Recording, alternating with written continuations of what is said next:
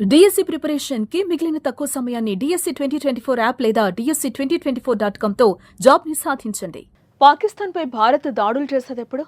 ఈ విషయంలో మన దేశంలో కంటే పాకిస్తాన్కే ఎక్కువ ఇంట్రెస్ట్ కనిపిస్తోంది. దాడులపై ప్రధాని మోదీ ముహూర్తం ఫిక్స్ చేయకున్నా పాకిస్తాన్లో మాత్రం ఈ ముహూర్తాలపై అంచనాలు పెరిగిపోతున్నాయి. తాజాగా పాక్ మాజీ హై కమిషనర్ అబ్దుల్ బాసిత్ ఓ కీలక పోస్టు చేశారు. రష్యా విక్టరీ పరేడ్ తర్వాత భారత్ తమపై దాడులు చేయవచ్చునన్న ఆయన పరిమిత స్థాయిలో దాడులు చేయవచ్చంటూ ట్వీట్ వేదికగా రాసుకొచ్చారు.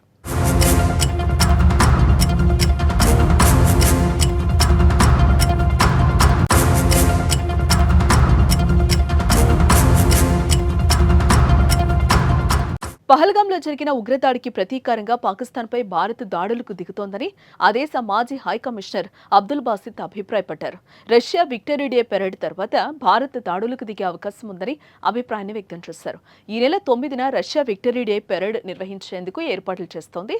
ఈ కార్యక్రమానికి హాజరు కావాలంటూ దేశ అధినేతలకు ఆహ్వానం పంపింది. తొలుత ఈ వేడుకలకు హాజరు కావాలని ప్రధాని నరేంద్ర మోదీ భావించారు. అయితే పహల్గాంలో ఉగ్రవాదులు దాడి చేసి 26 మందిని పొట్టన పెట్టుకోవడంతో రష్యా పర్యటన ప్లాన్ను రద్దు చేసుకున్నారు. రక్షణ శాఖ మంత్రి రాజ్నాథ్ ను పంపించారని భావించిన తాజా పరిస్థితుల నేపథ్యంలో ఆయన కూడా వెళ్లే అవకాశం లేదని తెలుస్తోంది. ఈ వేడుకలను పురస్కరించుకుని సోమవారం రష్యా అధ్యక్షుడు వ్లాదిమిర్ పుతిన్ భారత ప్రధాని నరేంద్ర మోదీకి ఫోన్ చేశారు. పహల్గాం ఉగ్రదాడిని ఖండిస్తూ ఉగ్రవాదంపై పోరులో కలిసి పనిచేస్తామని హామీనిచ్చారు. ఈ పరిణామాల నేపథ్యంలో రష్యాతో పాటు భారత్లోనూ పాక్ రాయబారిగా పనిచేసిన అబ్దుల్ బాసిత్ పాక్ భారత్ మధ్య యుద్ధం జరిగే డేట్ను ఫిక్స్ చేశారు. మే 10, 11 తేదీల్లో భారత్ పాక్ పై దాడులు చేసే అవకాశం ఉందంటూ క్లారిటీనిచ్చారు.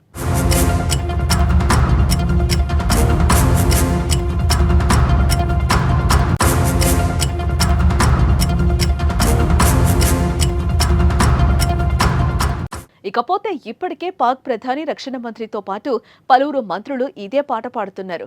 రష్యాలో ఉన్న పాక్ రాయబారి కూడా భారత్ దాడులు చేస్తుందని చెప్పారు. అంటే భారత్ దాడులు చేస్తుందని పాకిస్తాన్ భయపడుతోంది. కానీ పహల్గాం పాపాలకు మాత్రం ప్రాయశ్చిత్తం చేసుకోవటం లేదు.